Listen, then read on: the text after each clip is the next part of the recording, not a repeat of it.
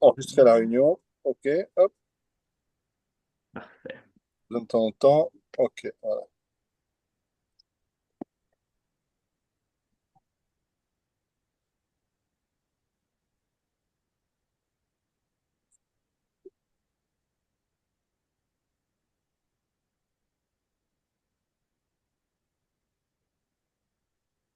Donc, Max, est-ce que c'est bon? Est-ce qu'on peut commencer? Est-ce que tout le monde est connecté? Ouais, c'est quand tu veux. OK, parfait. Les absents pourront regarder en rediffusion. Donc, bonjour, bon après-midi tout le monde. Nous sommes très contents de vous avoir cet après-midi avec notre invité. Donc, pour les habitués de nos dégustations, c'est pas la première fois qu'on le reçoit. Pour ceux qui ne le connaissent pas, nous avons la chance d'avoir Guillaume Ferroni parmi nous aujourd'hui de la maison Ferroni.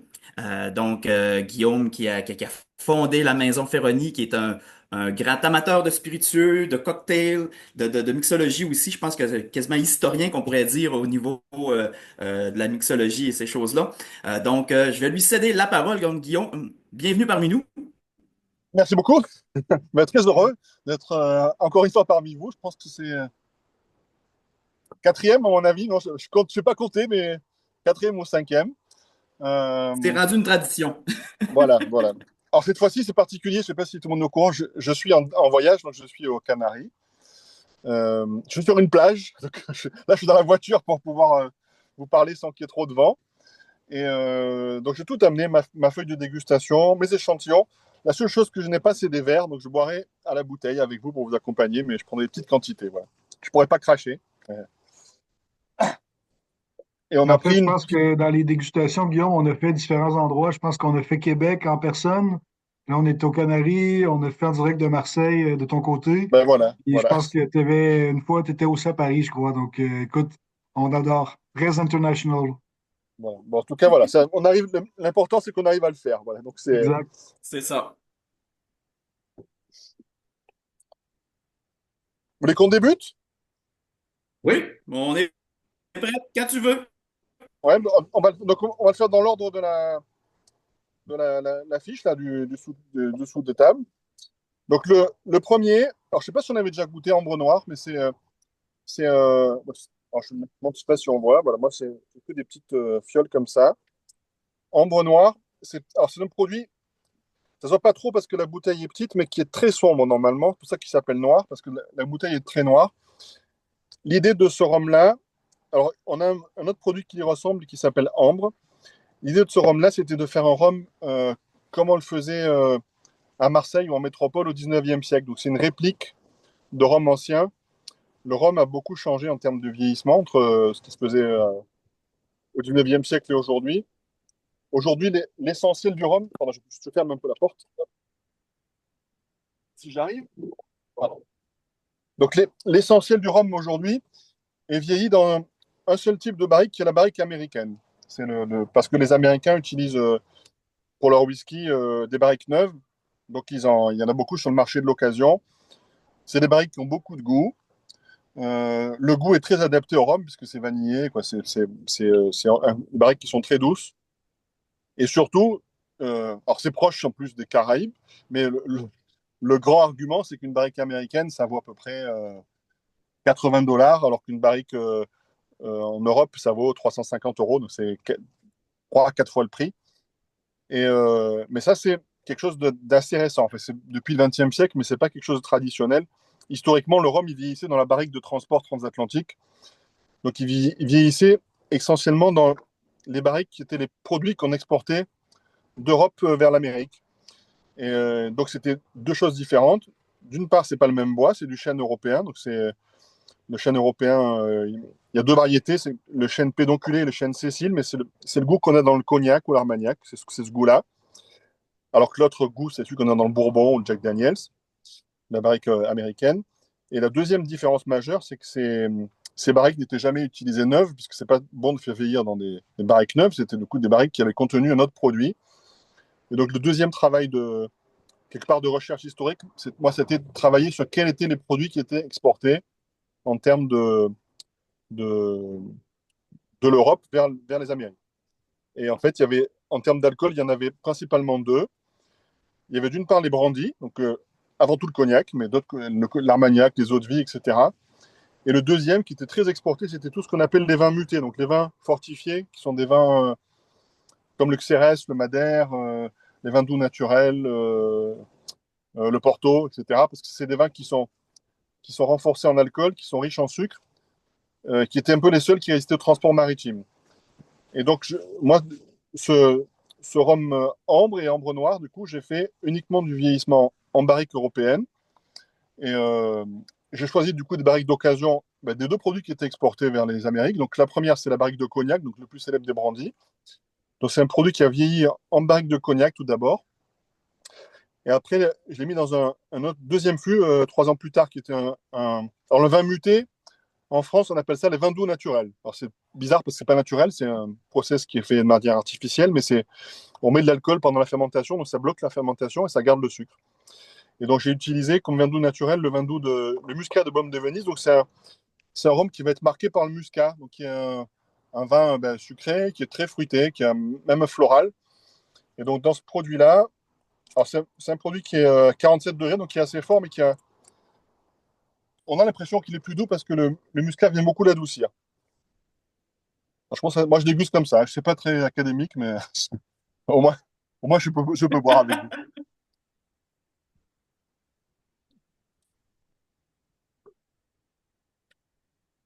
Et le rhum, dernière chose, c'est le contenu, parce que c'est un rhum d'assemblage. En général, moi je travaille plutôt des rhums purs, donc c'est-à-dire d'une seule distillerie. Là, c'est un rhum d'assemblage, mais d'assemblage non seulement de plusieurs distilleries, mais de plusieurs styles. Parce que historiquement, justement, les gens qui faisaient du rhum, c'était des marchands de vin plutôt, hein. Donc ils faisaient le tour des distilleries, ou des sucreries plutôt, et ils ramassaient tout le rhum qui était fait avec finalement le reste. C'était ou les écumes, ou la mélasse, ou l'excédent de jus de canne. Et donc j'ai fait cette même démarche de ne pas avoir un rhum qui est d'une seule distillerie, ni même d'une seule matière première. Donc on a dedans de la mélasse, on a de l'agricole, et on a plusieurs provenances. Et donc c'est essentiellement des Caraïbes, mais pas que, parce qu'il y a aussi, j'ai mis aussi dedans l'île Maurice. Et qu'est-ce que je voulais dire? Le, le vin le muscat de Baume de Venise. Donc c'est peut-être le seul anachronisme que j'ai parce que c'est une appellation qui est plus récente que le 19e siècle. C'est apparu pendant le 20e siècle. Alors, c'est le style de produit qu'on exportait vers les Amériques, mais celui-ci, précisément, il n'existait pas. Mais comme je veux travailler avec des viticulteurs que je connais, parce que je veux travailler avec des barriques fraîches, du coup, j'ai choisi des barriques qui sont proches de chez moi. Donc, c'est une réplique dans le style du rhum historique, mais je ne suis pas, j'ai pas suivi stricto sensu vraiment les produits qui étaient exportés. Voilà. Le cognac, oui. Le muscat, on exportait ce style de produit, mais en l'occurrence, celui-ci, on n'exportait pas. Voilà.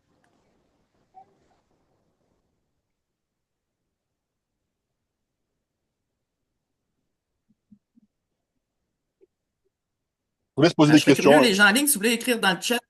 Si vous avez des questions, gênez-vous pas. Puis, si vous avez des commentaires aussi, peut-être plus les écrire dans le chat si on veut pas trop ralentir la dégustation. Guillaume est quand même occupé aujourd'hui. Mais je serais curieux d'avoir votre opinion sur celui-ci. Après, si tu me fais une sélection, Pierre-Olivier, je peux répondre, hein. Oui, OK. J'ai 1 heure, mais je suis pas à la minute près, à peu près. Ah, OK, c'est bon. C'est pas un rendez-vous. Mes amis sont là, et dans 1 heure à peu près, ils vont aller au bar. Donc, Donc, on n'est pas beaucoup de gens en ligne. Il y en a qui vont l'écouter en rediffusion, mais pour ceux qui sont en ligne, d'accord. si jamais vous avez des questions, là, gênez-vous pas. Il faut savoir une chose. Donc, dans mes roms, euh, parmi mes confrères, alors mon métier, moi, c'est ce qu'on appelle embouteilleur indépendant. C'est-à-dire, je mets sous ma marque des rhums d'autres distilleries. Après, je distille aussi un peu, mais bon, je travaille aussi surtout des rhums d'autres distilleries. Euh, Ma spécialité, vraiment, enfin, là où je suis un peu le seul, ou surtout j'étais le premier à le faire, c'est les brutes de fût. Donc ça, c'est une exception. Lui, c'est pas un brut de fût, donc dans ma gamme, c'est parmi des rhums euh, les plus consensuels. C'est des rhums que je vends beaucoup euh, à un public large à mon échelle, c'est-à-dire que c'est pas que des gens qui sont experts en rhum. Par contre, ce qu'on va boire un peu après, les brutes de fût, là, c'est vraiment pour une clientèle qui connaît le rhum, c'est beaucoup plus fort, c'est plus cher aussi. Et c'est plutôt pour des gens qui ont déjà une expérience dans le rhum. Voilà. Parce que boire des rhums très forts, la première fois, ça choque un peu les débutants, disons. Là, c'est assez fort, mais c'est quand même assez consensuel. Donc, c'est un rhum pour nous qui est dans la gamme de nos rhums assez grand public. Oui, c'est intéressant. Puis Bruno a fait le commentaire, puis je suis assez d'accord avec lui. Il dit intéressant, quand même sec pour ce type de produit avec épices côté floral, un peu musqué. Les 47 degrés aident à lui donner une belle présence. Puis je suis d'accord aussi, tu sais, je trouve que oui, c'est un produit qui peut plaire au grand public, mais sans être trop axé dans la gourmandise, trop dans tu sais, on Ouais. reste sur un produit qui reste assez sec et je trouve ça quand même assez intéressant comme Ouais. assemblage. Alors, c'est sec. Alors, c'est sec.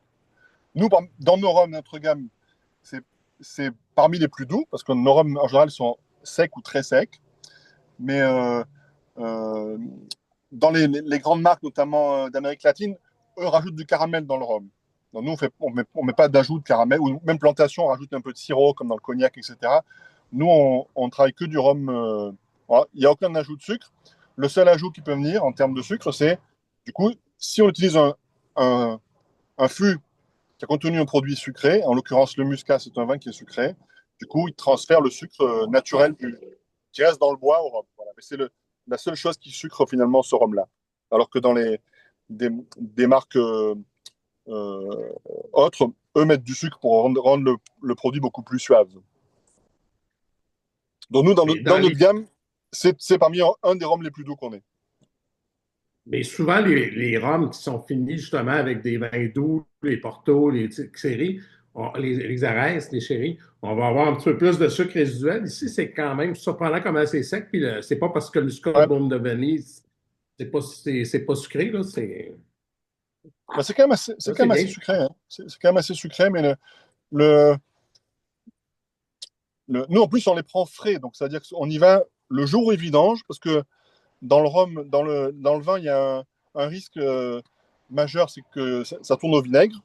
Et donc, en général, pour pas que ça tourne au vinaigre, ils mettent du soufre à l'intérieur, ils font brûler une mèche de soufre.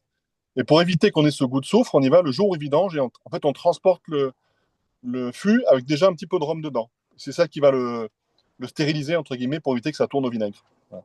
Donc, c'est parmi les fûts les plus sucrés que ça, après, c'est les PX. Voilà.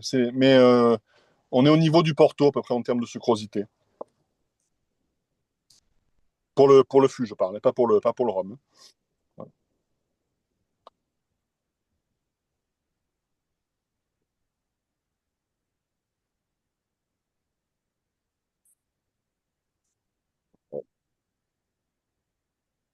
Souhaitez-vous qu'on passe au deuxième? Oui? Ouais. Ouais. Alors, deuxième, c'est aussi un produit qu'on vend beaucoup, mais c'est pas du tout un produit consensuel, c'est un produit qui divise souvent. Là, on est sur un rhum qui va être très sec. Là, il y a aucun sucre ni naturel ni artificiel, donc il y a quasiment zéro sucre dans ce rhum-là. C'est aussi un rhum d'assemblage, donc c'est une exception. À l'origine, c'était un petit jeu, c'était un rhum qu'on a fait pour s'amuser presque. On avait reçu une barrique de whisky tourbé et on avait commencé à faire vieillir du rhum dedans. Et en fait, ça marchait pas parce que la tourbe vient très progressivement. Donc le goût fumé, hein, la tourbe, ça apporte un goût fumé. Et c'était pas assez fumé. Donc on a laissé et finalement, comme c'est quelque chose qui arrive de manière progressive et linéaire, le produit, il était trop fumé. Donc on l'a recorrigé, on a rajouté du rhum pour faire baisser le niveau de fumée. Et aujourd'hui, alors c'est un rhum qui divise beaucoup, qui n'est pas apprécié par tout le monde parce que la fumée, certains gens n'aiment pas, hein, et puis c'est très sec. Mais il est tellement atypique que beaucoup de cavistes l'ont dans toute la France. En France, il y a 6000 cavistes, et comme c'est un produit atypique, les cavistes aiment bien les faire découvrir ce rhum-là aux amateurs de whisky. Donc là, on a au nez. Donc il y a un goût de fumée au nez qui est assez discret, parce que c'est la tourbée, c'est un arôme qui est assez lourd. Entre une fois qu'on le met en bouche, ça va vraiment, petit à petit, ça va envahir tout le palais.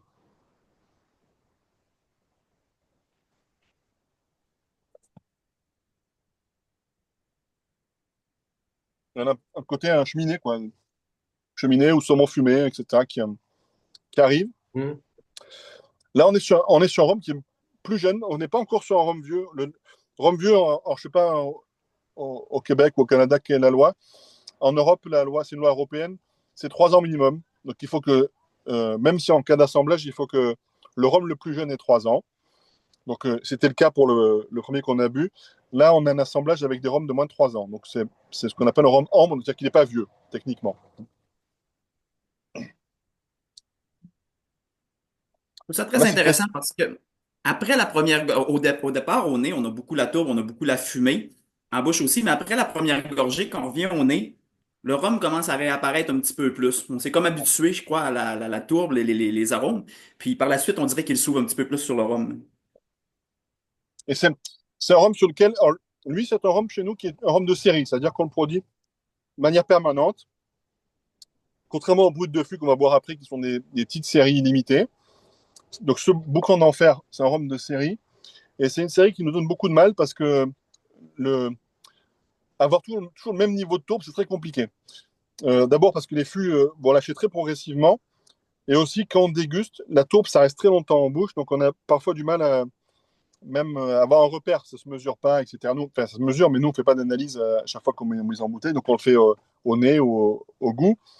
Et on a parfois, on sent, quand on met côte à côte deux verres d'années différentes, parfois on sent une différence. Donc c'est le seul produit sur lequel on n'est pas tout à fait constant. Mais nous, c'est un produit qu'on est très content parce qu'il est très présent chez les cavistes. C'est aussi un trait d'union entre le rhum et le whisky. Puis moi, je sens vraiment le rhum. Hein, alors, certains sentent plus la tourbe, mais comme tu dis, Pierre-Olivier, une fois qu'on a psychologiquement, c'est ce qui marque parce que c'est pas un arôme qu'on a dans le rhum d'habitude. Donc, le cerveau va tout de suite avoir ça, mais quand on commence un peu à oublier, ben, on sent les notes de rhum.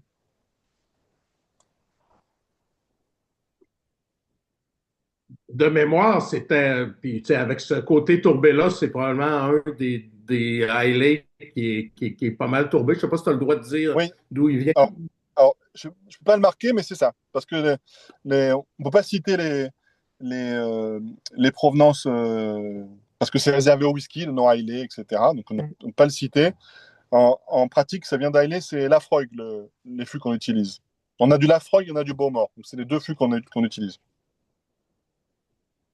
Beaumort, en général, est quand même plus Un petit peu. civilisé que la Frogue. Voilà.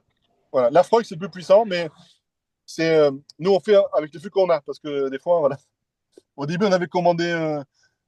La première année, on avait commandé Laphroaig, on a reçu Beaumort à la place, parce que c'est bizarre. Et après, on a eu Laphroaig, donc on joue avec les fûts tourbés qu'on arrive à avoir. Voilà.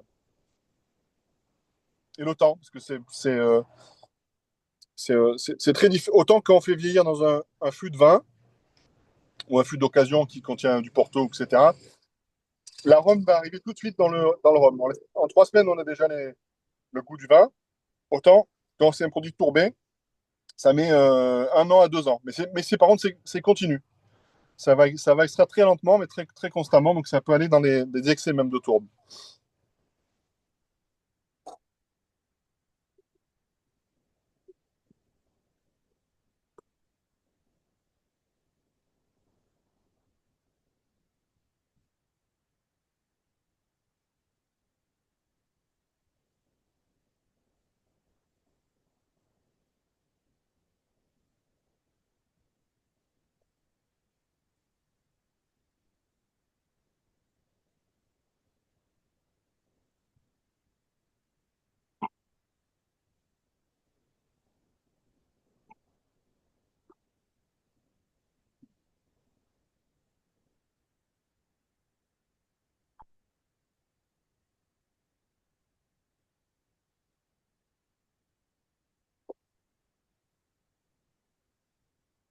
Est-ce que vous aviez des questions par rapport à celui-ci avant qu'on passe au prochain?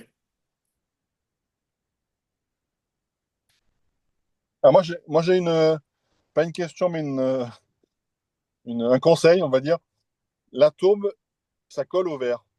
Donc, il faut bien rincer le verre. Et le rincer ne suffit pas. Il faut mieux le secouer un peu comme ça. Parce que sinon, ça va rester. C'est un arôme qui va persister dans le verre. Donc, autant pour les autres rhums, vous pouvez juste mettre un peu d'eau et rincer. Ou là, sinon, vous changez le verre. Ça marche aussi. Hein, c'est simple. Mais C'est ça. Voilà, ça colle au verre, vraiment. Les notes fumées vont coller au verre, donc faut bien le nettoyer. Voilà. Si je peux vous donner un petit, je peux vous donner un petit cue, ceux qui aiment moins la tourbe, le côté fumé, il y a quelque chose qui est intéressant à faire. Si vous voulez faire le test à la maison, s'il vous reste encore dans votre sample, c'est de, prenez, quand vous allez le prendre, essayez-le aussi en accord avec un morceau de chocolat noir. Vous allez voir, ça va être assez intéressant. Le mariage du chocolat noir avec le côté tourbé fumé, ça fait super bien. Et pour ceux qui aiment peut-être moins ces arômes-là, la tourbe va disparaître un petit peu avec le chocolat noir. Ça fait un mariage qui est vraiment intéressant. Et la dégustation est très évolutive. Donc, vraiment, commencez par prendre le rhum seul. Après ça, essayez avec un petit morceau de chocolat.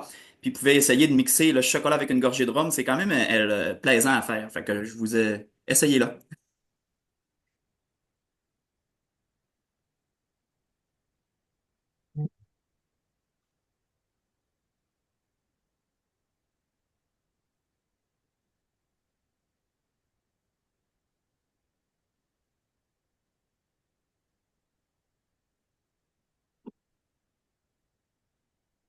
Le troisième, ça vous va? Oui. Donc là, on passe en brut de fût. Donc, le... Alors, pour ceux qui ne connaissent pas trop les alcools, je vous fais un petit rappel technique de ce qu'on appelle la réduction. Donc, la réduction, c'est un terme qu'on utilise pour pas dire dilution, parce qu'on dilue, en fait. C'est ça concrètement. C'est-à-dire qu'on met de l'eau dans l'alcool. Et dans un alcool brun, donc que ce soit le rhum, le whisky, le cognac, le calvados, on fait en général deux réductions. Une avant la mise en fût, parce que quand on distille, on est plutôt aux alentours de 80 degrés. Après, c'est bon, ça varie, mais entre 75 et 95% d'alcool. Donc c'est très puissant. C'est trop puissant pour être bu, mais c'est même trop puissant pour être mis en fût. Donc quand on met l'alcool en fût, en général, on met autour de 63-64 degrés. C'est un degré qui est techniquement qui est optimum, qui va extraire le plus d'arômes du bois, du contenu, etc. Et ça va vieillir en général à ce degré-là. Après, ça peut un peu baisser, on peut monter selon si on est dans un chai sec ou humide. Mais quand on vidange le fût au bout de quelques années, on est toujours aux alentours de 62, 63. Donc quand on fait un alcool qui ensuite est à 40 degrés, on rajoute de l'eau encore une deuxième fois. Alors, autant la première fois, si je puis dire, c'est pas très grave parce que c'est de l'eau qui a vieilli avec le rhum pendant des années, donc elle a pris du goût, elle s'est patinée, etc. Autant la deuxième fois, si je passe de 60 à 40, je rajoute 50% d'eau finalement hein, par rapport au volume initial. Donc je vous enlève un tiers d'arôme finalement. Hein, c'est-à-dire que dans une bouteille à 40 degrés, ben, vous avez deux tiers qui est le rhum qui vient du fût et un tiers c'est de l'eau qu'on a rajouté avant la mise en bouteille. Et l'avantage de cette réduction, c'est qu'à 40 degrés, c'est un degré que tout le monde peut accepter, quoi, ça brûle pas. L'inconvénient, c'est que je vous enlève un tiers d'arôme.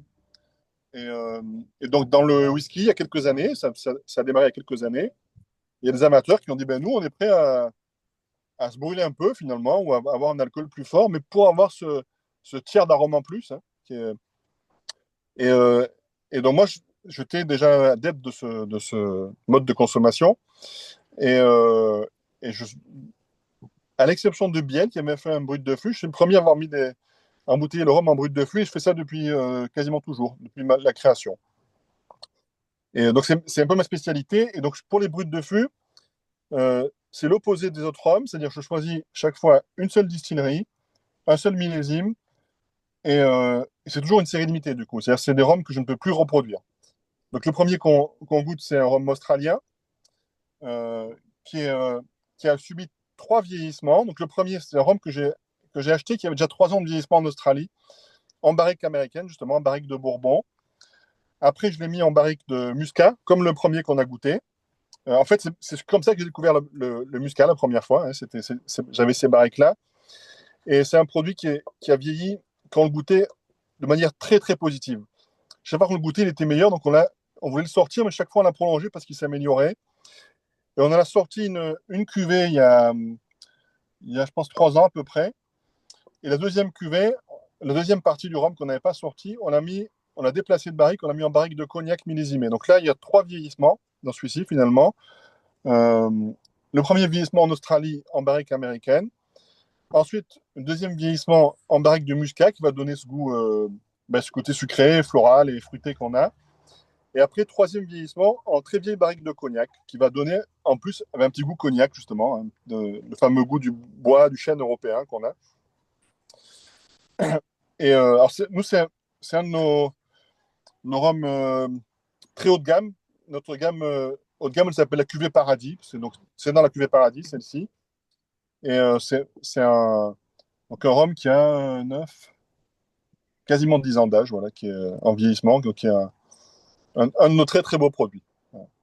Que malheureusement, je vais boire à la bouteille. Mais j'avais prévenu. C'est combien de vieillissement en muscat et en cognac? Bon, c'est alors, 3 ans muscat et 4 ans cognac. Voilà. Et cognac, c'est des fûts de cognac millésimés. C'est très très rare parce qu'en général, les cognacs, c'est des cognacs d'assemblage. Cognac millésimé, c'est des fûts qui doivent être scellés avec un seau en cire parce que l'organisme de cognac contrôle le millésime. Et donc, c'est des fûts qui sont très rares à trouver. Et là, notre tonnelier, ben, il y en avait deux. Donc, on a fait 2 fûts de ce produit-là. Voilà, donc c'est un cognac beaucoup plus ancien, hein, qui a marqué le produit que nos autres produits qui sont vieillis en fût de cognac, quoi. Donc là, c'est vraiment. Et ça a beaucoup de longueur. Alors, ceux qui n'ont jamais bu des brutes de fût, euh, souvent, quand on dit boire un produit, là, on est à 62, un peu plus de 62, euh, ça peut paraître fort. En fait, c'est fort si on s'y attend pas. Si on connaît le degré, si on sait que c'est fort, vous n'allez pas le boire de la même manière. Vous avez une toute petite gorgée. Du coup, ça va se diluer. On n'aura pas cette sensation de brûlure qui, comme si on buvait rapidement. Donc, le brut de fût, je dis souvent, ça ne va pas faire peur. Il faut juste être préparé. Si on sait qu'on va boire un brut de fût, on fait des tout petits verres, on fait des tout petites gorgées. Et finalement, c'est pas plus fort qu'un rhum à 40 degrés, quoi. C'est plus fort, objectivement, oui, mais en termes de sensation, ça peut ne pas brûler parce qu'on va le boire doucement et en toute petite quantité. Mais on voit la différence. Ça marque beaucoup le palais et c'est un produit qui va rester très longtemps en bouche. Je trouve ça très intéressant, Guillaume. Au nez, on est très typique de ce qu'on est de ce qu'on connaît un petit peu des rhums d'Australie. Je trouve qu'on est sur un profil très Ben Lane, mais Ouais, en ouais, bouche, je trouve ça très surprenant parce que là, les fûts que tu as utilisés, on le sent vraiment en bouche. C'est vraiment, ça apporte une autre dimension. Puis je trouve ça, la bouche m'a agréablement surpris. Ça rajoute de quoi à ce profil-là. Puis je trouve ça vraiment très très bien. Il y a un petit côté floral qu'on n'a pas habituellement dans les rhums d'Australie que je trouve vraiment intéressant, hein.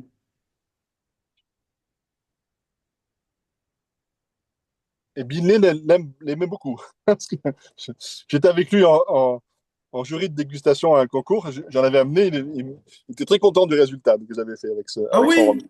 Ouais. Wow.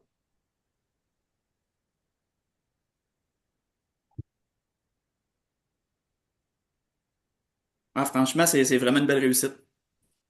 Hum.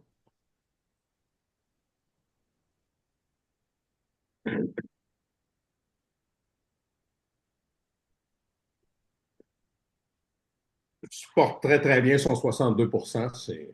Oui,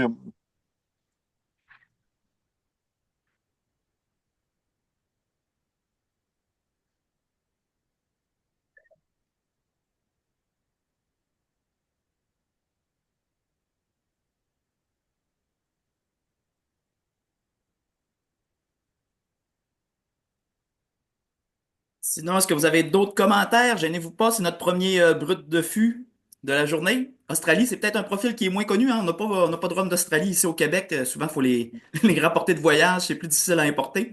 Donc, je suis quand même curieux de vous entendre sur celui-ci ou de vous lire. ouais. De toute façon, les autres aussi, vous avez du mal à les trouver au Québec, je pense. Parce que Oui. même en Europe, ils sont compliqués à trouver. Donc, je pense que À c'est. vrai dire, au Québec, on a de la misère à trouver tout. Oui, c'est vrai. Ouais. Mais ceux-là, l'Australie, on trouve un petit peu en Europe. Mais vous allez voir les suivants, c'est quand même des références qui sont très, très peu connues, hein. Donc,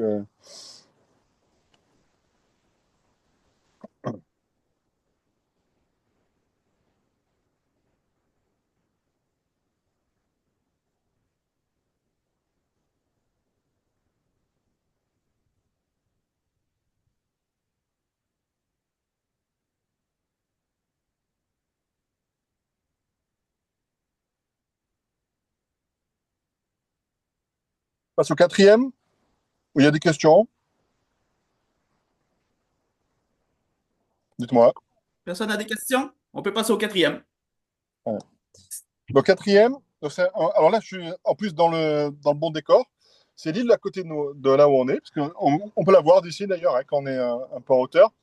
Donc c'est le rhum de La Palma, donc, qui est, qui est l'île la plus humide des Canaries. Donc c'est celle qui est très agricole, qui est une île de petite taille, et sur laquelle il y a la seule distillerie, enfin non, c'est plus tout à fait vrai. Il y avait la seule distillerie qui travaillait du jus de canne.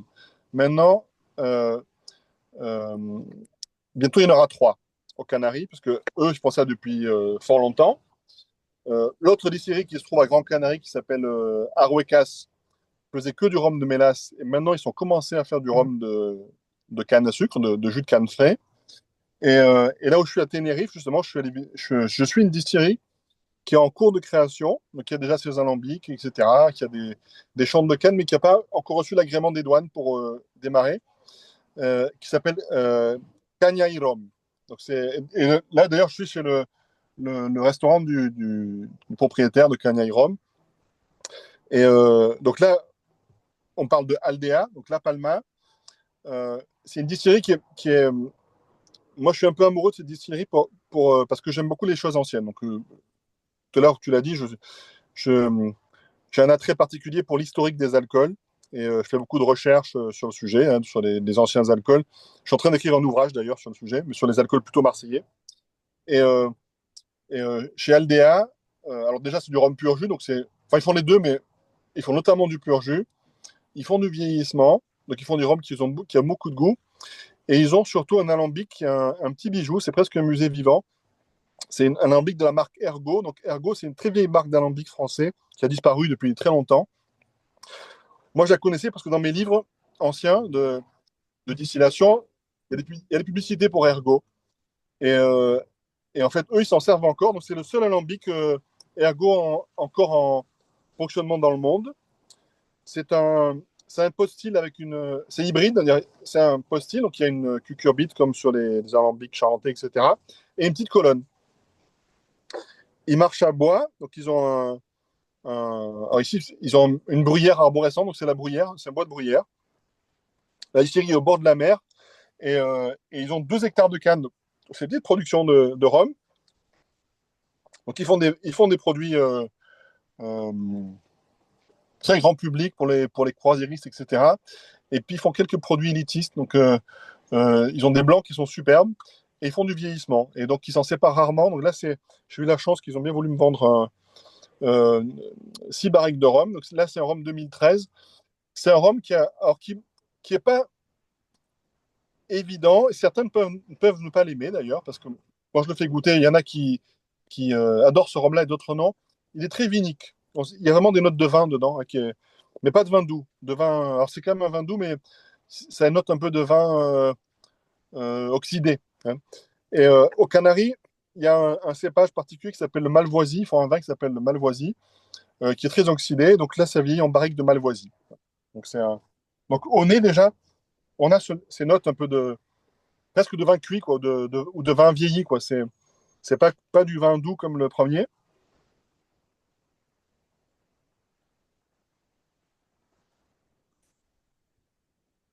Et en bouche, on a toujours ces notes-là. Et il y a presque un côté euh, un peu umami, quoi, qui fait penser au soja ou à la viande, au bouillon, quoi. C'est, il y a de la sucrosité, mais il y a ce côté, voilà, un peu presque animal, quoi. Chez nous, c'est un rhum sur lequel j'ai des grands fidèles, donc des gens qui vraiment viennent que pour ça. Et puis par contre, il y a beaucoup de gens qui, quand ils le dégustent, ne c'est pas du tout leur tasse de thé, quoi. En tout cas, c'est vraiment un rhum pour moi, qui a un caractère unique, quoi. C'est très rare de trouver des profils euh, dans ce type-là pour le rhum. À titre informatif pour les gens du Québec qui nous suivent depuis quand même certaines années, je crois aux alentours de 2015-2016, il y avait eu 3 références Aldea qui avaient été disponibles en SAQ. On a déjà fait une dégustation dans le passé avec eux. Donc, pour ceux qui nous suivent depuis longtemps, c'est un produit qu'on a déjà eu, mais il y a de très nombreuses années au Québec. Donc, je trouve ça intéressant, par exemple, je reconnais un certain profil là, qu'on connaissait de d'eux. Hein.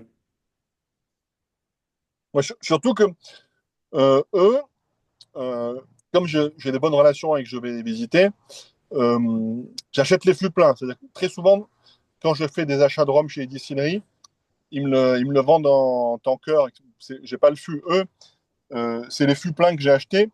Donc, j'ai continué à faire vieillir à Marseille dans les mêmes fûts. Donc, il y a Cool. que un an avant, j'ai changé de fût. Donc, il y a eu 2 fûts, mais tout le vieillissement, la majorité du vieillissement, que ce soit aux Canaries, à Marseille, c'est le même fût de Malvoisie, justement, de vin des Canaries. Donc, c'est logique qu'il ait vraiment un goût qui soit très classique pour un Aldea.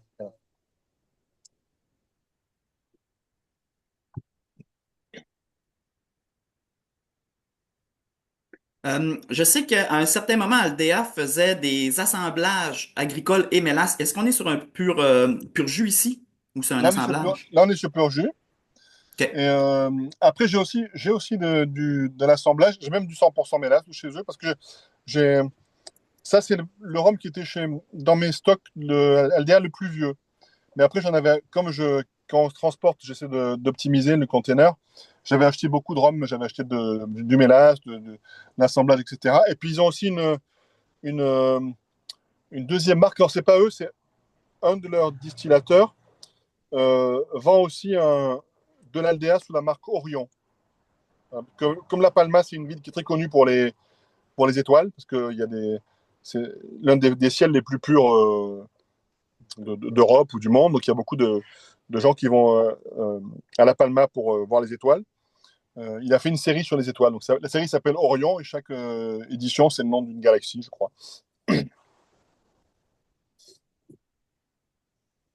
Et eux, c'est des assemblages. Voilà. Là, c'est sur un millésime pur jus, etc.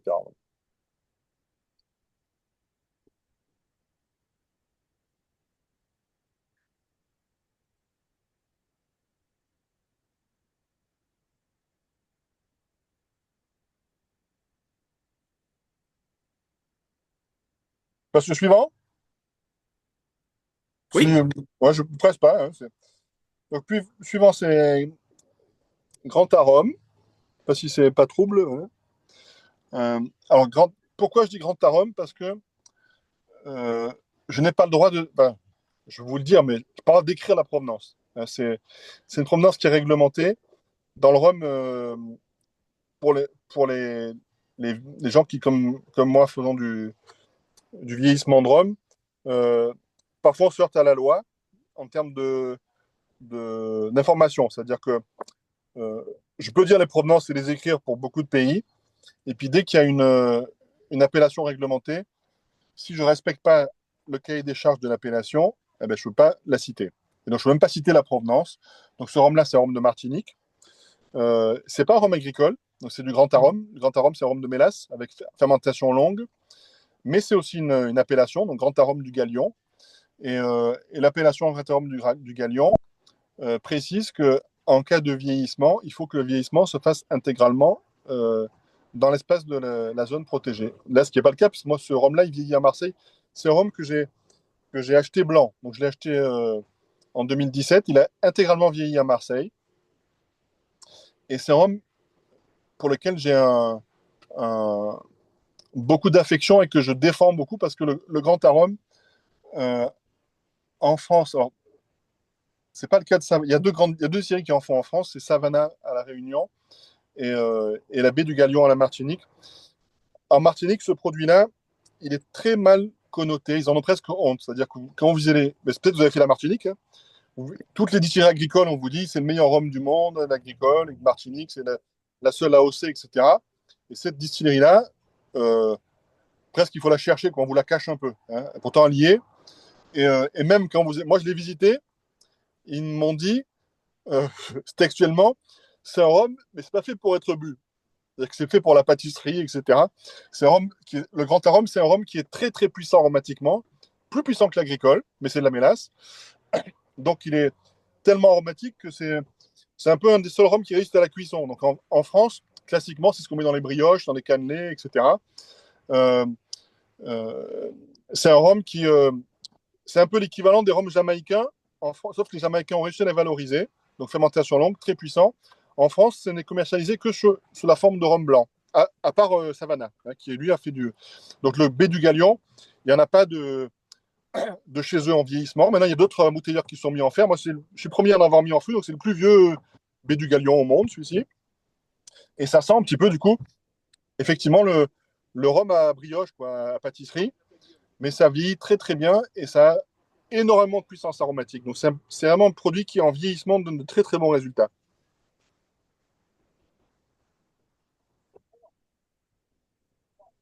Mais c'est très, très différent de tout le reste qu'on a pu boire, quoi. La, la puissance aromatique d'un rhum, ça se mesure, hein. Il y a une unité de mesure qui est utilisée, ce qu'on appelle le TNA. Donc, le TNA, c'est le taux de non-alcool. Donc, le rhum, si on schématise, c'est trois familles d'ingrédients. L'alcool, donc ce qu'on appelle l'éthanol, l'eau et tout le reste. Donc, tout le reste, c'est les arômes. C'est les molécules aromatiques, c'est les huiles essentielles, etc. Et donc, pour mesurer la puissance aromatique d'un rhum, on mesure en TNA. Donc, c'est les grammes justement, de ces molécules aromatiques par hectolitre. Et pour vous donner un repère, des rhums légers, comme les Bacardi, Havana Club, etc., c'est des rhums qui sont à 60 grammes par hectolitre. Ça, c'est le grammage d'arôme de ces rhums-là. Un rhum agricole, c'est environ 300-400 grammes. Donc, c'est déjà quasiment 10 fois plus que le Bacardi. Et Grand Arôme, on est à 800 grammes. Donc là, on est 2 fois plus aromatique que le rhum agricole et quasiment 20 fois plus qu'un rhum type Bacardi. Voilà. Donc ça peut gêner parce que c'est peut-être trop aromatique pour certains.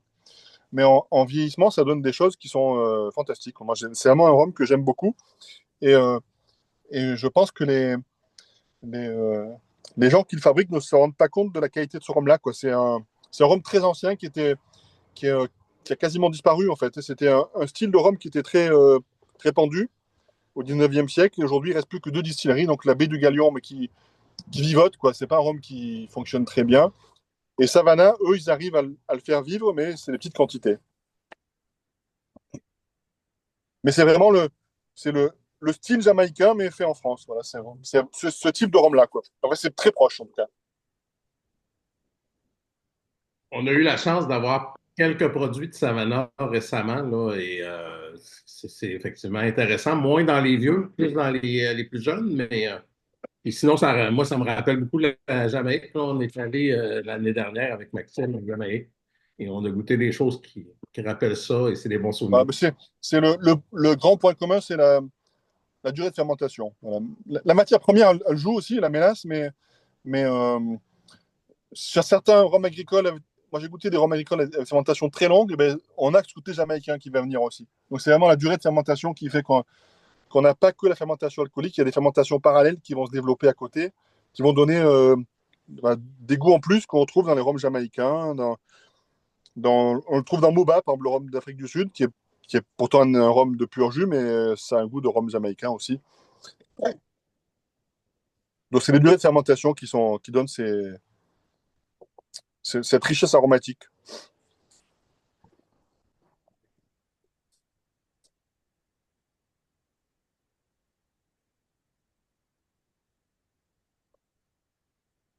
Et comme ça vieillit très bien, donc là c'est 2017, donc c'est une série limitée, mais j'ai pas tout sorti. Donc il y a des chances que je la fais encore vieillir. Donc il y en a que dans les années futures, j'en sortirai encore peut-être d'autres.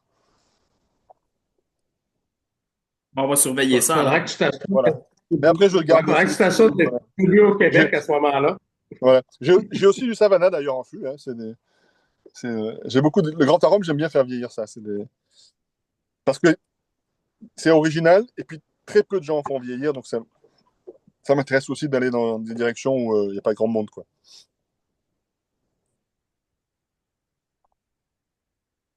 Alors, produit suivant, c'est pas un rhum au niveau légal. Après, je ne sais pas si vous avez fini sur le grand arôme. Mais... Malheureusement. Bon, ouais, voilà. Alors, donc là, on est sur un honey rhum, donc c'est un rhum au miel. Donc légalement, c'est une liqueur. Donc en Europe, une liqueur, c'est tout produit qui a plus de 100 grammes de sucre par litre. Et donc là, on est à 110 grammes par litre. Donc c'est une liqueur. Le seul alcool qui est dans cette liqueur, c'est du rhum. Donc c'est même assemblage qui nous a servi à faire ça d'ailleurs, à faire le boucan d'enfer. Mais là, il n'y a pas eu de tourbe. Et on a ajouté à ce rhum-là du miel de lavande. C'est un, on voulait faire un rhum au miel depuis très longtemps. Enfin, c'est un produit qui est déjà assez ancien, mais quand on a voulu faire un rhum au miel, on a fait une dégustation de rhum à l'aveugle. Et on a retenu ce miel-là, qui est un miel de lavande du plateau de Valençol. Donc, c'est une zone protégée pour la lavande en Provence. Et ce produit-là, il a une caractéristique. On avait essayé d'autres miels. C'est que non seulement il y a le goût du miel, mais il y a le goût de la cire. On a l'impression de croquer dans un rayon de sortie de la ruche, quoi. On sent vraiment le note de cire qui tapisse le palais. Et, et c'est un produit qui nous a donné beaucoup de mal à fabriquer parce que quand on mélange du rhum et de l'alcool, du miel et de l'alcool, ça fait une boue, quoi. C'est peut-être très bon, mais c'est très inesthétique. Ça fait une boue au fond de la cuve qui est absolument horrible, on dirait de la terre. Et nous, naturellement, on ne peut pas vendre un produit inesthétique, donc on l'a filtré. Et quand on filtrait, ben, on perdait ces notes de cire qui nous intéressaient beaucoup. Donc, ce qu'on a fait, c'est la méthode qu'on a utilisée, c'est qu'on mélange notre rhum au miel, on le réfrigère. Donc, le fait de réfrigérer, ça va faire tomber toutes les impuretés au fond de la cuve. Et on retire le clair en milieu de cuve. Donc, on va avoir le produit embouteillé qu'on va retirer en milieu de cuve. Et à la fin, il restera finalement une petite boue qu'on va filtrer, elle. On va filtrer juste une petite partie qui sera à peu près 10% du produit, mais 90% est non filtré. Alors, ce qui fait que parfois, on a les bouteilles un petit peu troubles, mais c'est comme ça qu'on garde la note de cire, quoi. Parce que quand on filtrait, ben, je pense que c'est une note grasse qui devait être retenue par le filtre. Donc ça, c'est un petit bonbon, hein. C'est très facile à boire.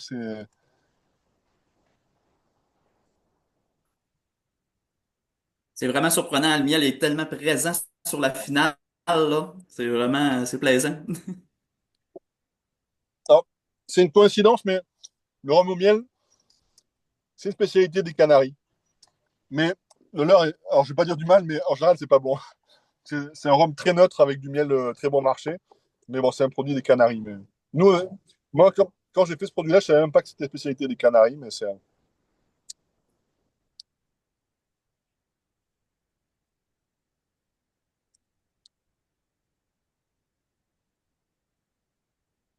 Et c'est pas très très fort. Là, on est à 37,5. Donc c'est 37,5, c'est un degré légal, c'est le degré minimum du rhum en Europe. Pour s'appeler rhum, il faut être minimum à 37,5% d'alcool. Et du coup, si on veut utiliser l'appellation honey rum, comme on cite rhum, il faut respecter cette réglementation. Donc on s'est mis à 37,5 pour cette raison-là, pour qu'on puisse l'appeler honey rum. Sinon, on pouvait pas, on aurait dû l'appeler liqueur de rhum ou liqueur de miel ou je ne sais quoi.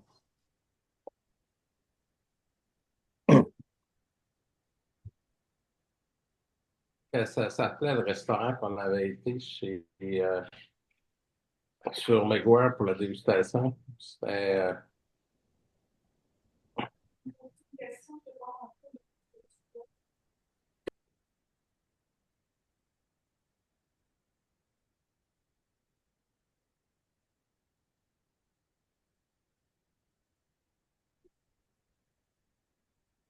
Donc, je suis curieux de vous entendre. On est sur un produit qui est différent ici.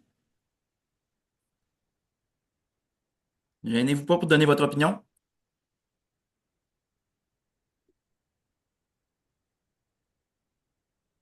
Moi, je trouve ça quand même assez intéressant. C'est vrai qu'on a le petit côté sur la cire. Le miel est très présent Ouais, avec le rhum. moi, je l'avais beaucoup aimé quand on l'avait dégusté à tapas. Je pense que j'en ai encore des bouteilles en réserve. c'est bien.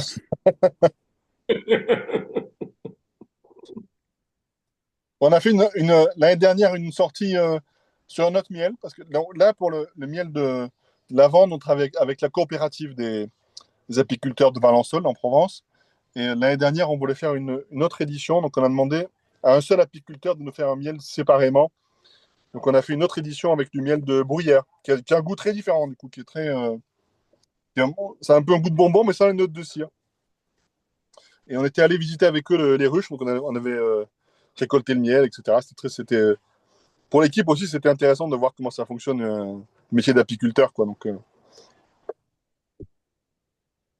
c'est les avantages du métier, c'est que on découvre aussi d'autres métiers qui sont passionnants.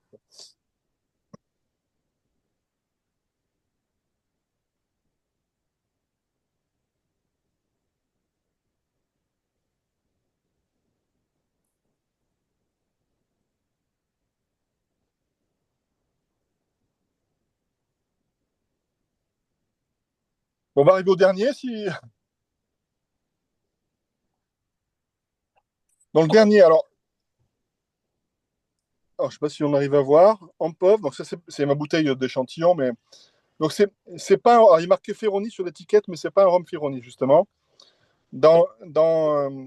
Parmi mes activités, j'ai une partie que j'aime beaucoup, justement, je fais beaucoup de conseils ou de prestations de services pour d'autres entreprises. Et il y a 2 3 ans, j'étais contacté par deux Français de la région de l'Alsace qui voulaient créer une distillerie de rhum au Cambodge. Et donc, je les ai accompagnés d'abord pour une mission de courte durée pour installer les alambics et commencer à faire un process avec eux pour commencer à faire du rhum. Et après, je devais participer au recrutement finalement, du directeur de production. Et on avait un peu de mal. Donc, comme ça m'intéressait un peu d'avoir une expérience en dehors de France, je me suis proposé pour démarrer avec eux. Donc, je suis allé habiter 4 mois au Cambodge pour lancer la production et puis former sur place la personne qui me remplaçait. Et du coup, pendant 4 mois, j'ai testé beaucoup de choses pour créer un style de rhum nouveau. Donc, alors, le rhum s'appelle Ampov. Ampov, ça veut dire la canne à sucre en khmer, hein. Et donc, eux voulaient travailler en rhum pur jus de canne. En pratique, on a fait deux. On a fait du pur jus de canne, mais on a fait aussi de la mélasse. Au Cambodge, la canne à sucre pousse toute l'année, mais il y a une saison des pluies où elle est très humide, donc très gorgée d'eau. Donc, nous, on a travaillé surtout la saison sèche pour la canne. Et en période humide, on a plutôt fait des rhums de mélasse.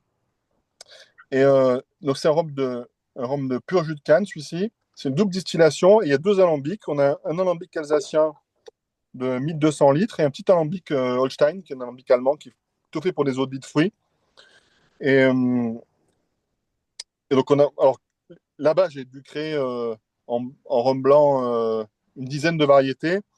Celle-ci, c'est celle qui est la plus, on va dire plus aboutie, mais la plus facilement identifiable. Donc, c'est un peu la même méthode que les rhums de Martinique pour la fermentation. Après, la distillation, c'est la distillation en double passe, c'est pas de la colonne, donc c'est un peu plus fruité. Il y a un côté un peu eau de vie, ça peut faire penser à une eau de vie de fruits. Et ce qui était aussi intéressant, c'est que au Cambodge, il n'y a pas de distillerie de rhum et il n'y a pas d'industrie de canne à sucre très développée. Donc, ils font de la canne à sucre, mais pour eux, c'est comme un légume. C'est-à-dire que c'est des maraîchers. Si vous allez voir des plantations de canne aux Caraïbes, c'est des grands champs, ça pousse, c'est des hectares, et puis comment dire, une culture qui demande peu de main-d'œuvre, quoi. C'est vraiment, ils plantent, et ils laissent pousser, et ils mettent des engrais, etc. Après, ils récoltent à la machine. Au Cambodge, c'est des petits paysans. Toutes les cannes sont sur des fils. On est vraiment c'est comme s'ils cultivaient des tomates, quoi. Donc, c'est beaucoup de travail. Ils épluchent les cannes sur pied, c'est-à-dire que quand elles poussent, elles sont déjà épluchées. C'est très, très beau. Du coup, les plantations de cannes sont très jolies, sont très esthétiques. Et, et ils ont une variété de cannes. Donc, c'est des cannes qui, normalement, ne servent pas à faire de l'alcool. Ça va faire du jus parce qu'ils boivent beaucoup de jus de canne. Elles sont beaucoup plus fines. Et la canne locale, il y en a plusieurs, mais celle qu'on a utilisée s'appelle la canne poivre. Localement, ils appellent ça la canne poivre. Donc, une petite canne de couleur jaune et qui a beaucoup de goût, justement. Nous, on est très heureux de travailler cette canne-là. Donc, c'est en plus une canne unique parce que quand on fait du rhum de pur jus, on sent les notes de la canne.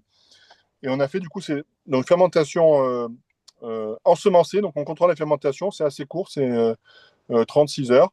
Après, j'ai fait des fermentations longues aussi, mais qui sont d'autres produits. Et double passe, donc une passe gros alambic, un gros alambic.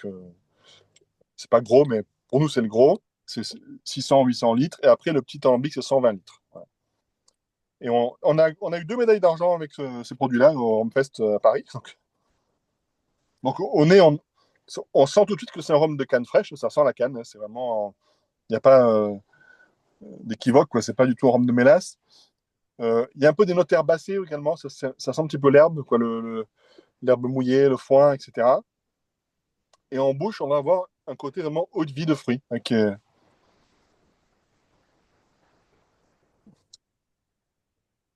C'est très intéressant. C'est un peu moins herbacé que ce qu'on est habitué en Martinique au nez, mais la bouche est vraiment différente et Ouais. surprenante. C'est très agréable. Ouais.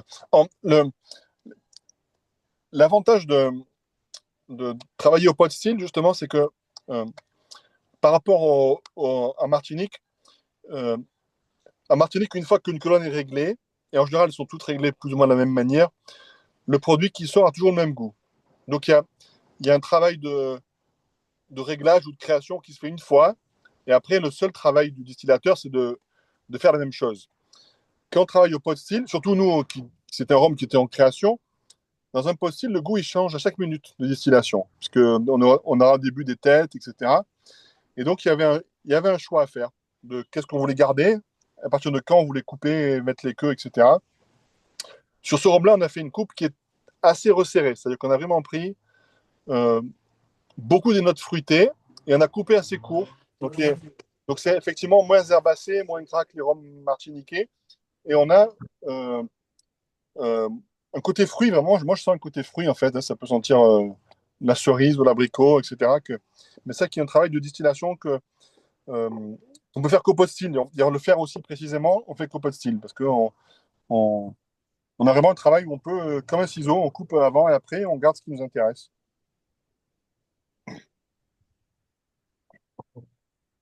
Alors, c'est un rhum, c'est intéressant. Moi, dans ce projet, alors, je suis très heureux déjà de travailler sur ce rhum-là, mais j'étais également heureux de travailler sur euh, euh, comment dire, la naissance et la vie d'une distillerie, parce qu'une distillerie, il y a, il faut faire des bons produits, mais il faut aussi qu'elle survive. Hein, c'est un facteur clé, notamment mes employeurs voulaient qu'elle survive. Et l'Asie, le Cambodge en fait partie, ne boit pas de rhum. Alors, quand ils en boivent, ils ne le savent pas. C'est-à-dire qu'ils distillent de la canne parce que c'est pour faire de l'alcool. Et dedans, après, ils mettent de l'eau de rose. Ils font des alcools parfumés avec ça. Mais il n'y a pas de culture de boire du rhum. Ils vont boire plutôt du whisky, du cognac, etc. quand ils boivent des alcools étrangers. Ou de l'alcool de riz quand ils boivent des alcools locaux. Mais ils ne boivent pas de rhum. Ça n'existe pas. Ou c'est pas répandu. Et, euh, et donc, ce produit-là, c'est du rhum. C'est en plus un rhum pur jus de canne, donc dans le style français, qui est quand même un style qui est pas du tout international. Le rhum pur jus de canne, ça touche un peu la France, le Portugal, voilà. Mais en général, les gens boivent du rhum de mélasse, un peu, plutôt plus sucré, dans le monde entier. Et le rhum comme on a fait nous, c'est un rhum qui n'est pas connu en Asie et qui tout de même coûte très cher à faire parce que travailler en pot still, c'est beaucoup de temps. La canne à sucre, c'est beaucoup plus cher, surtout au Cambodge où c'est comme un fruit, donc c'est pas. La canne à sucre, pour vous dire, au Cambodge, nous, on a payé 120 € la tonne. Alors, 120 € la tonne, ça a l'air pas cher, mais à Martinique, c'est 40 € la tonne. Vous voyez, et au Brésil, c'est 16 € la tonne. Voilà. Donc, c'est quand même beaucoup plus cher que la Martinique, qui pourtant a déjà un rhum cher. Donc, c'est un rhum qui, au Cambodge, n'avait pas d'image et avait un prix cher. Donc, pour mes employeurs, j'ai travaillé aussi sur un autre produit qui était beaucoup plus léger, plus proche du marché. J'ai fait un produit aussi à cocktail là, à côté de ça. Donc moi, c'était aussi intéressant de travailler une feuille vierge et j'ai fait 2 rhums blancs, donc un pur jus de canne et celui-ci et une fermentation spontanée. J'ai travaillé sur une gamme de vieillissement, mais qui débutait parce qu'il faut du temps. Et puis sur la création de rhum grand public, qui marche bien d'ailleurs au Cambodge, du coup, qui n'est pas importé en France, mais qui est un rhum qui est plus facile à vendre pour les bars à cocktails, etc., pour faire des daiquiris. Voilà. Donc moi, c'est une expérience que j'ai beaucoup aimée. Donc aujourd'hui, c'est un rhum. Je le présente parce que alors, je l'ai créé ou je l'ai co-créé. Et puis c'est moi qui le distribue en France, donc parce que moi, ils sont gentiment me donner la distribution. Et puis, c'est aussi une aventure humaine moi, c'est toujours intéressant de voir une distillerie qui se crée, quoi. Donc, euh,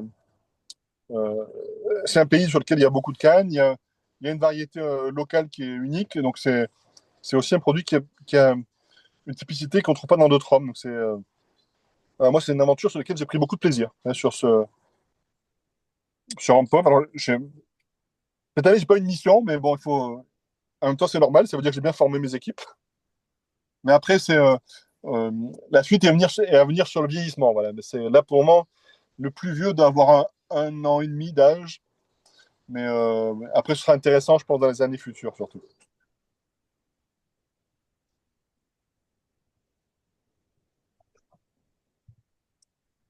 On a Non, presque c'est l'impression, très agréable. ouais, on a presque l'impression qu'il y a du sucre dedans. Il y a zéro sucre, hein. C'est le côté, la coupe fruitée qui fait qu'on peut avoir parfois une sensation de sucrosité alors qu'il n'y en a pas du tout. Ouais, c'est une belle découverte, Guillaume, puis on entend parler de plus en plus. Je sais qu'aux États-Unis, il y a Shakara, il y a Samay aussi qui commence à être présent un peu sur le marché, là. Ouais, alors, mais c'est c'est assez, alors, c'est une coïncidence. Après, c'est une ancienne colonie française, hein. C'était l'Indochine et euh, c'est alors, le gros gros producteur de canne à sucre local, c'est la Thaïlande, qui est un producteur mondial d'importance, hein, mais qui fait beaucoup de sucre et qui fait beaucoup d'alcool, etc. Et les, le hasard fait que des Français ont commencé en Thaïlande, Cambodge, pas Cambodge, Vietnam, c'est le deuxième, Cambodge, c'est le troisième. Moi, au Cambodge, j'ai pris un stagiaire que j'ai formé, j'avais déjà formé qui voulait lancer de sa distillerie. Donc, je l'ai formé quand je distillais au Cap-Vert, en Afrique. Après, il est venu faire un stage avec moi au Cambodge. Maintenant, il a ouvert sa distillerie au Laos. C'est le premier rhum du Laos. Donc, il y a un petit collectif de Français euh, qui, qui sont en Asie et qui ont la plupart une caractéristique euh, unique, c'est qu'ils font du rhum de pur jus de canne, mais en pot de style. Alors, c'est pas le cas de tout le monde, parce que celui du Vietnam est fait en colonne, mais ils ont une colonne d'armoniaque, pardon. Mais la plupart des autres, que ce soit Samaï, comment il s'appelle l'autre pas Samaï, excusez-moi. Samaï, c'est de la colonne. Bon, les noms m'échappent, mais ceux qui sont français, en tout cas, font un rhum euh, d'un style voilà, nouveau un peu, hein, c'est-à-dire pur jus de canne, mais pas de style. Voilà. Samaï, eux, font de la colonne. Samaï, c'est des Vénézuéliens que je les ai rencontrés, ils sont très sympas. Eux, ils font un rhum de type Venezuela, donc c'est un rhum latin, un peu, mais là, c'est assez sucré. Voilà. Mais ils font aussi du vieillissement, il y a quand même une belle émulation dans ces pays-là. En plus, c'est tout collé, donc en 1 heure d'avion, on peut se visiter. Moi, c'était Issan avec qui j'avais travaillé, donc, qui est venu me rendre visite d'ailleurs au Cambodge quand je travaillais là-bas. Donc, il y a un petit collectif de. La plupart sont des Français et la plupart sont en train de créer un style, quoi, donc le rhum de pur jus, mais distillé en pot de style. Oui, et Issan, tu avais embouteillé, tu avais fait vieillir du rhum blanc Issan que tu avais Oui, oui, embouteillé. oui. J'en ai encore même. J'en ai encore. Oui? J'en ai encore. Et puis, donc, comment l'envoyer? Parce que j'en avais fait une commande pendant le confinement, mais il ne me l'a toujours pas envoyé. C'est en réserve. Mais c'est un. Ouais, non, comment dire, moi, j'aime bien travailler les choses qui sont un peu moins répandues. Et donc là, c'était vraiment un produit. Alors, Issan, c'était le premier, je pense, hein, ou l'un des premiers, les deux premiers, avec Shalong Bay qui avait commencé en Asie. Et maintenant, il y en a deux au Cambodge, non, un au Cambodge, deux au Vietnam, trois Thaïlande, donc ça fait 5-6 quoi. Quand même ironique quand on sait que la canne à sucre origine quand même pas mal de ce coin-là, mais c'est bien. C'est vrai, c'est vrai, c'est vrai. Et surtout ce qui est ironique, c'est qu'ils n'ont pas l'Asie, même la Chine, l'Asie n'a quasiment aucune culture de rhum. Alors, Il y a l'Inde un petit peu, mais l'Inde, ils font un alcool à saouler, quoi. C'est très mauvais, enfin, c'est très mauvais. Ça n'a pas d'intérêt, quoi. Les rhums indiens, c'est le premier producteur de rhum, mais c'est vraiment fait, c'est de l'alcool pour saouler, quoi. Il n'y a pas vraiment de recherche qualitative sérieuse qui est faite pour le rhum. Mais le, c'est- le jour où les gens vont s'y intéresser, ça peut, je pense, on va avoir des surprises en Inde, hein, parce que c'est de très loin le premier producteur de rhum mondial, mais il n'y a rien qui sort d'Inde quasiment. Ça reste en Inde. Mais ils sont un milliard. Eux, ils en boivent, mais ils n'ont pas la culture du rhum. Eux, pour eux, c'est de l'alcool. Ouais. C'est de l'arak, donc c'est pas. C'est de la vodka. Ouais, ou de la vodka, ou des choses sucrées, ou même du whisky. Hein. Ils appellent ça du whisky, mais en fait, c'est du whisky fait avec de la canne à sucre, quoi. Donc ils n'ont pas les mêmes rigueurs dans les noms des produits. Donc, mais c'est quelque chose. Autant l'Asie du Sud-Est, donc c'est touristique, ça fait un peu moins peur parce que moi mes investisseurs sur lesquels j'ai travaillé, eux ils allaient beaucoup en Asie du Sud-Est, donc c'est déjà amoureux de cette région-là et ils ont fait un peu une étude pas marketing mais sécurité géopolitique. Donc la Thaïlande c'est quand même c'est compliqué travailler en Thaïlande parce qu'il faut un associé majoritaire local, donc ça veut dire qu'on n'est pas propriétaire de la boîte qu'on crée. Donc ben, c'est-à-dire on n'a que 49% et 51%, il faut trouver un associé thaïlandais. Le Laos, c'est un régime euh, communiste, enfin historiquement communiste, mais c'est quand même voilà, c'est un régime d'État. Et donc, les quelques Français, certains Français qui avaient fait des marques de bière connues, ben, du jour au lendemain, l'État lui dit ben, bon, maintenant c'est à nous. Voilà. Donc, et le Cambodge, c'est celui qui avait le modèle économique le plus safe. Voilà. C'est-à-dire, on peut être étranger, avoir sa, son entreprise localement. Moi, j'ai très facilement eu le visa de travail, etc. Donc, ils sont très ouverts à ça. Après, c'est quand même totalitaire, mais il faut pas, voilà, dans la mesure où on n'est pas contre le régime, ben voilà, tout se passe bien, quoi. Mais c'est assez stable, voilà. Et puis, c'est très safe. Enfin, moi, j'étais à Phnom Penh, donc la grande capitale, il n'y a pas de problème de sécurité. C'est un climat qui, pour les affaires, était confortable. Moi, j'ai bien aimé travailler dans cette ville-là, quoi, et dans ce pays.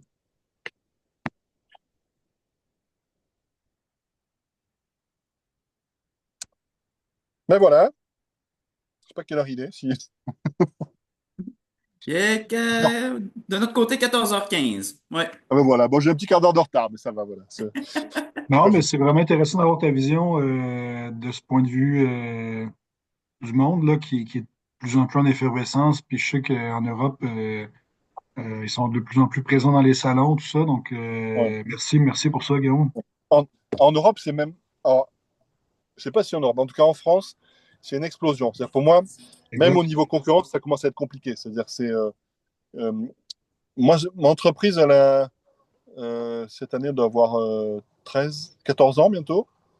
Euh, Quand j'ai démarré, j'étais le seul distillateur du sud de la France quasiment. Hein. On était deux, donc c'était. Et j'avais comme confrère Plantation et la Compagnie des Indes, et c'est tout. On était trois. Maintenant, on doit être une quarantaine, quoi. Et puis s'en créer un par mois quasiment.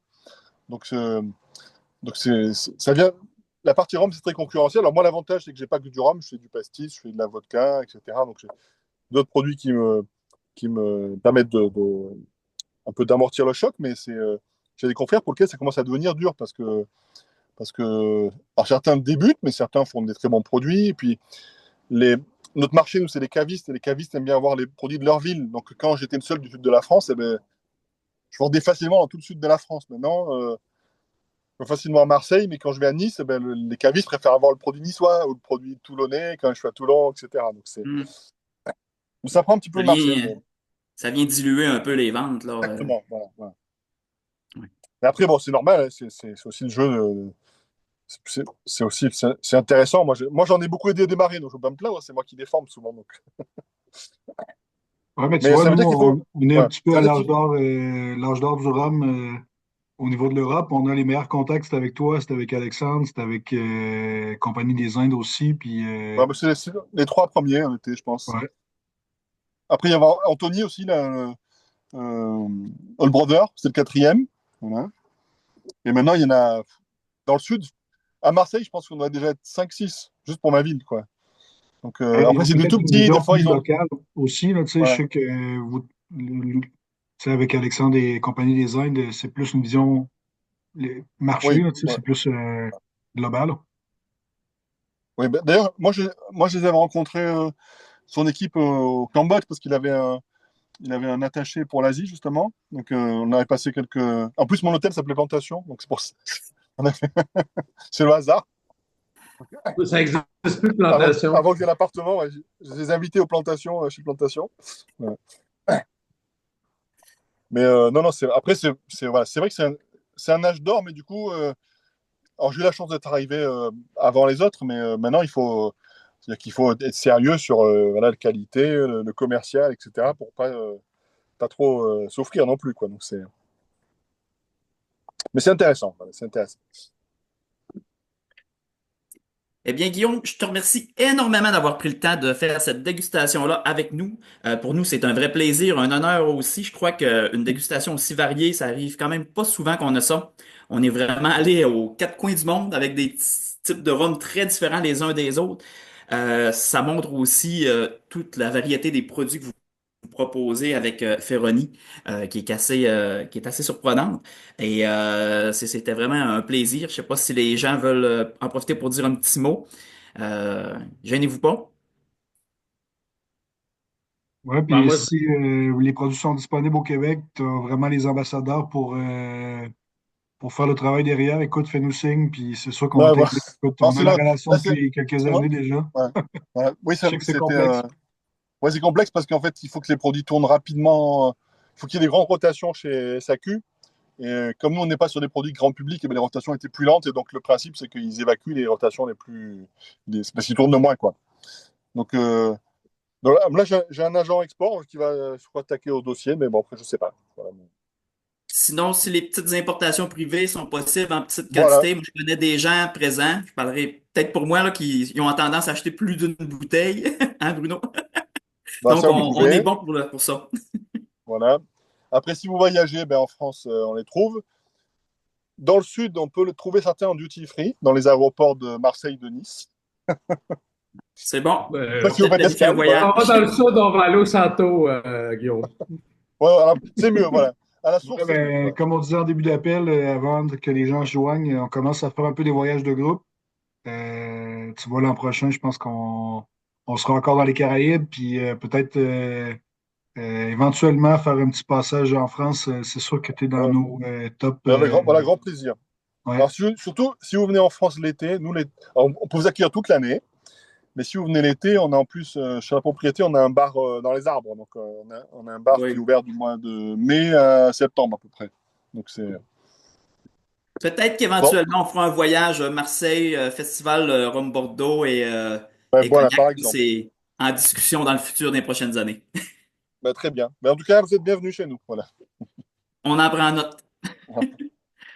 Donc, merci beaucoup pour ton temps. On ne te retiendra pas plus longtemps, Guillaume. Ben, C'était merci à très vous. agréable. Encore Voilà. félicitations, vous avez encore de très, très beaux produits. C'est Merci toujours et plaisant de vous santé. suivre. Santé, Bonne cheers! dégustation. Merci. Bonne soirée. Bye. Ciao. Pour les gens en ligne, suivez notre page. Il y a des choses qui vont être annoncées prochainement. Maxime parle de voyage aussi. Prochain voyage, on a cancellé la destination Barbade. Il y avait trop de complications, mais il y a d'autres choses qui s'en viennent. Donc, suivez la page. Il y a des choses qu'on va annoncer éventuellement dans les prochaines semaines, probablement pour l'automne. On commence déjà à travailler sur des idées. Ça devrait être intéressant, des choses différentes encore qu'on va vous proposer. Donc, suivez tout ça. Ça devrait être intéressant à venir. Max, je sais pas si tu avais d'autres choses à rajouter. Merci à tous, bon dimanche. Puis effectivement, on a d'autres projets qui s'en viennent. Rapidement, la Guadeloupe est le choix de remplacement pour l'hiver prochain. Un choix de remplacement qui est qui est un choix A, parce que moi, c'est une destination personnellement que je voulais faire depuis de longues années. PO, tu le sais, on en a parlé à plusieurs reprises, puis on a À tous des les gens fois, je sur dis place, Max, Max, Max. des amis qui nous titillent, puis hey, quand est-ce que vous venez en Guadeloupe? Sachez Ouais. qu'on travaille à tous les 3 jours, j'ai une rencontre avec l'agence, là. Normalement, ça devrait sortir dans les prochains jours. Je n'ai mentionné quelques-uns. On travaille sur des dates qui devraient être autour du 25 janvier au 1er février.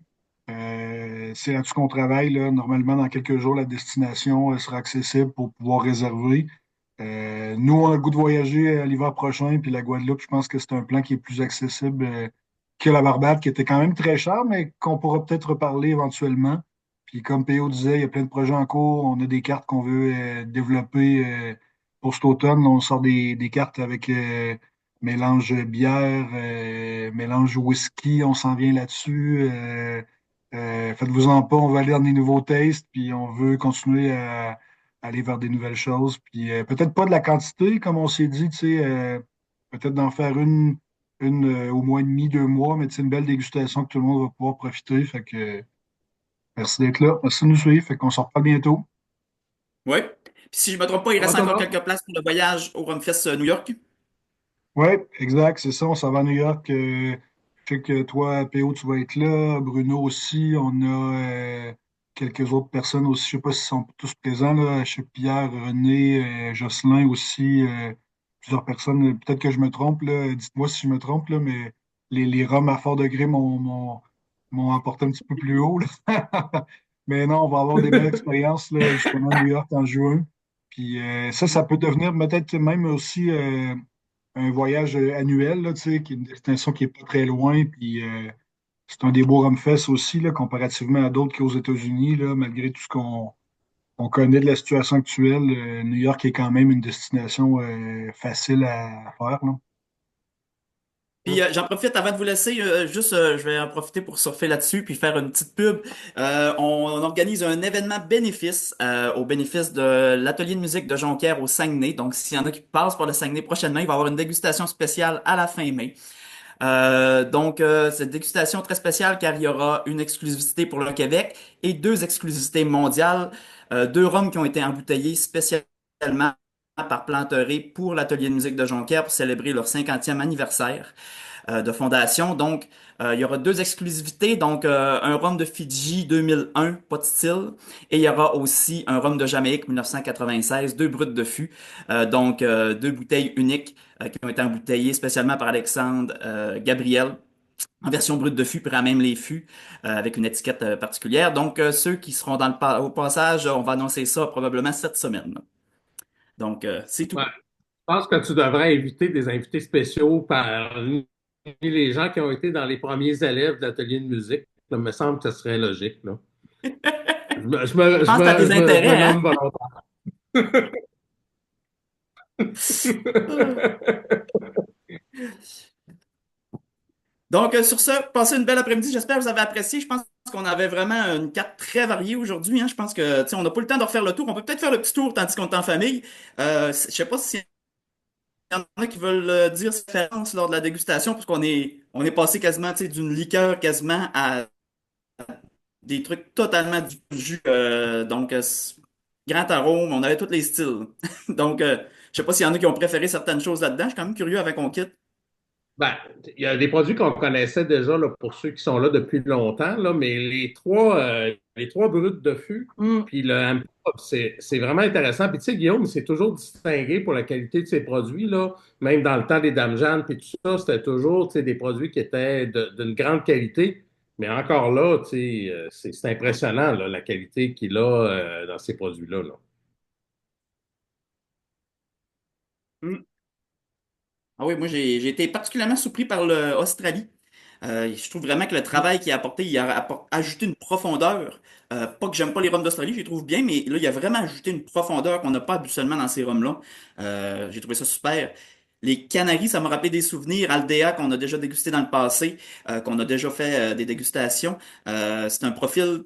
Écoute, là, j'ai comme allumé sur le coup. Je disais, il m'en reste encore dans des bouteilles à la maison. Je n'étais pas revenu là-dessus depuis des années, donc j'ai trouvé ça intéressant. Puis leur grand arôme aussi est intéressant. Le Ampov, j'ai été vraiment agréablement surpris. Je me doutais que ça serait bien puisqu'ils ont gagné des médailles il y a 2 semaines à Paris. Mais vraiment assez intéressant comme dégustation. Hum. Ouais, ça a l'air. Je vois les commentaires dans le chat, tout le monde, les brutes de fût, je crois que ça a été très populaire. Le Grand Arôme, ça va chercher les meilleurs vieillis jamaïcains. Il n'y en a pas tant que ça, des vieux rhums jamaïcains à part là, dans des embouteillages. Là. Moi, ça me rappelle Hamden, ce qui est pas gênant, là, ni au niveau du prix, ni au niveau de la qualité. Là. Hmm. Non, puis au Non, c'est niveau intéressant. interlocuteur, toujours passionnant et passionné, Guillaume, là. Pour nous, moi, c'est dans mon top 3. Honnêtement, dans les invités qu'on a reçus, ben, au niveau francophone, mettons, là, tu sais, c'est les plus intéressants, puis dans nos préférés, je pense, là. Ah oui, tout à fait. C'est toujours intéressant avec Guillaume.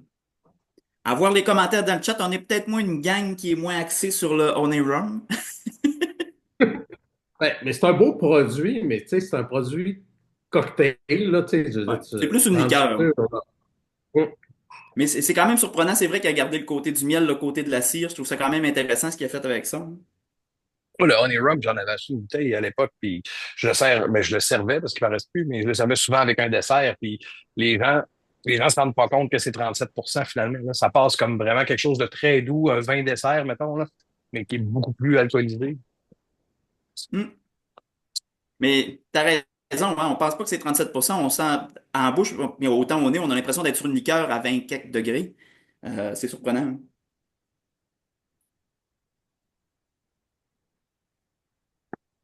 J'ai bien aimé les brutes de fût, mais je dirais que le grand arôme, là, c'était pas mal mon top aujourd'hui, là. C'est un produit exceptionnel. Puis Boucan d'enfer, ben ça, c'était mon dernier. C'est une belle découverte, là, dans le sens j'aime ça agrandir ou élargir mes horizons, là, mais un petit peu trop pour moi en ce moment, ce fumer et ce tourbet-là, là, pour mes goûts, mais j'étais content d'y goûter, là. Je suis toujours content de goûter des produits comme ça qui sont un petit peu différents puis qui rouvrent des horizons nouveaux, là. Pourtant, Simon, je te voyais réagir sur une future dégustation whisky-rhum. Ça serait pas dans tes top Ben, rhum pour cette je dégustation-là? suis plus whisky que scotch, disons, là. Bourbon, whisky, les scotch fumés tourbés, c'est pas dans ma gamme, Ben, là. Il y ce en n'est aura pas Mais qu'une plus. catégorie de scotch. Hein. Il y a quand même beaucoup d'autres sortes de scotch, mais c'est sûr que quand tu vas dans Islay, ici, on est quand même, au niveau du nez, là, à l'avant-plan, on est très proche de la Frog, là. Moi, je le reconnais, là. Puis, écoute, il y a des amateurs pour ça, mais c'est sûr que ça ne plaît pas à tout le monde. Ah non, Mhm. c'est ça. Puis, en même temps, c'est quand même pas mal plus abordable qu'un Lafrogue, là, un quarter cask ou quelque chose de Ouais. Ouais. Ben, c'est quelque chose que je suis ouvert, là. Tu sais, si on commençait par quelque chose de vraiment peu fumé, peu tourbé, c'est un goût que j'haïs pas, mais je le trouvais trop agressif dans ça. Je suis pas, on va dire que je suis pas Ouais, rendu là. c'est correct. Ben, on n'est pas obligé de tout aimer la même affaire non plus, là. Mhm. Mais tu sais, c'est ça, c'est un fût, c'est quand même assez marqué, là. On n'est pas comme dans un profil Highland Park ou Mm. Aberlour ou quelque chose comme ça, là, tu sais. Fait que c'est sûr que ça a marqué beaucoup le rhum. C'est comme là, tu sens le verre vide, puis c'est encore là, là, puis j- La fumée j'aime reste l'odeur, hein. très longtemps ouverte. Ouais. Tu sais, j'aime ça, là. Je trouve que ça sent bon, puis c'est intéressant, mais au goût, j'ai pas trippé, là. Tu sais, je suis un petit peu comme ça, des fois. J'adore l'odeur du café, mais j'aime pas le goût du café. Fait que, On comprend très bien. Eh bien, il y a une partie des gens qui sont là qu'on va se voir aussi en juin chez Bruno. Je sais que ceux qui ont participé au voyage, là, la majorité d'entre les gens qui sont présents en ce moment, là. Fait qu'on va vous revenir aussi là-dessus, mais je pense que ça devrait être une belle après-midi aussi pour toi, là. On a des belles choses qui Ouais, s'en viennent, j'ai là. commandé du beau tasse, fait que ça va être le fun. Tout le mauvais temps passe ces jours-ci, là. Fait que le beau temps il devrait rester au Ouais. mois de juin. Hum. Bon, ben, sur ça, messieurs, merci de votre temps. Moi, ça commence à s'éclaircir au Saguenay. Je crois que je vais aller poser mes pneus d'été. Donc, Bon après-midi à Pas à tous. Québec, en tout cas. yes, Salut! Merci. Bye! salut!